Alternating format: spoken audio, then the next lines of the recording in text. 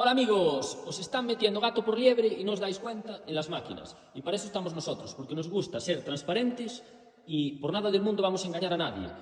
Preferimos perder ventas antes de engañar a nadie. ¿Y por qué digo esto? Pues bien, esta chapa que pone aquí las máquinas, todas las mini excavadoras, como podéis comprobar, esta máquina son 978 kilogramos reales.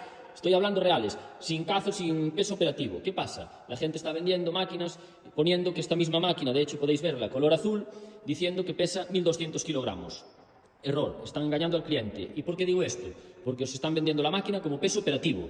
Le meten el peso, además le suman el peso del señor que va ahí sentado y del cazo y de accesorios. Eso es irreal. La máquina pesa lo que pesa. El señor puede pesar 50 kilos o 120. Entonces, no os dejéis engañar, pesar las máquinas, ver las chapas certificadas con la CE, tanto la chapa de delante como la del motor, que esta no está abierta, pero esta sí, y os la enseñamos. Todo certificado con la ISO 9001, CE, Euro 5. En el código del motor, como veis, máxima transparencia en todo. Aquí vendemos máquinas, pero primero está el cliente y la persona. No vamos a vender lo que no es y engañar a nadie. Así que comprarle las máquinas, señores, a quien os da confianza y transparencia, no precio.